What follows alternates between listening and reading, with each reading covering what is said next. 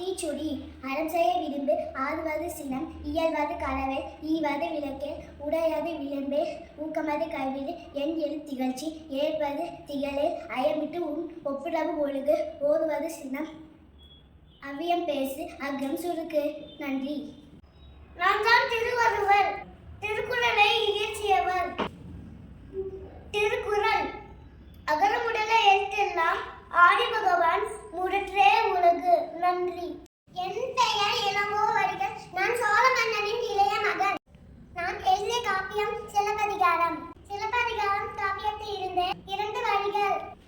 திங்களை போற்றதும் திங்களை போற்றதும் ஞாயிறு போற்றதும் ஞாயிறு போற்றதும் மாமனை போற்றதும் மாமனை போற்றதும். நன்றி. அனைவருக்கும் வணக்கம். நான் யார் என்று தெரிந்தால் நான் தான் வீரமான் முனிவர். நான் தேமவனி என்னும் விஸ்வத்த காப்பியத்தை எழுதினேன். நான் திருக்குறளில் அறத்துப்பால் பொதுப்பால் இரண்டையும் லத்தீன் மொழியில் எழுதினேன். அனைத்து உள்ளங்களையும் நிலைத்திருப்பேன் என்று நம்புகிறேன். நன்றி, வணக்கம். நான் தான் நக்கீரன். மதுரையை சேர்ந்தவர். நான் திருக்குறள் கட்டுப்படை நெடுதல் வாடை போன்ற 10 பாட்டு நூல்களை பாடியுள்ளேன். நன்றி. அனைவருக்கும் வணக்கம். என் பெயர் எழிலோவியா. நான் கம்பரை பற்றி பேச போகிறேன். கம்பர் ஒரு தமிழ் கவிஞர்.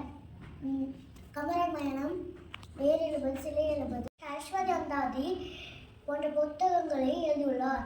அவரை மக்கள் கவி சக்கரவர்த்தி என்று அழைத்தார்கள். கம்பர் தமிழுக்கு பெருமை செய்தவர். நன்றி. என் பேர் கனக சக்கரவர்த்தி தான். நான் முதலில் பெயர்ந்து கல்வி பயின்று நல்ல ஆசிரியராக பணிபுரிய தொடங்கி அப்போது ராஜாவுக்கு கற்பும் தொடர்பும் சேர்ந்தது. அவ்வீர்க்கும் அன்பால் அவர் பேரை வாரியாசத்தை மாற்றிக் கொண்டேன்.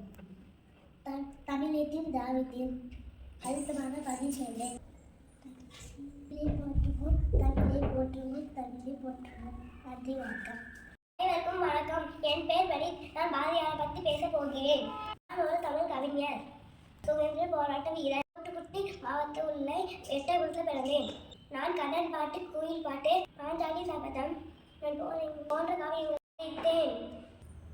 என்னை மகாகவி, தேசிய கவி என்று அழைப்பர். நன்றி.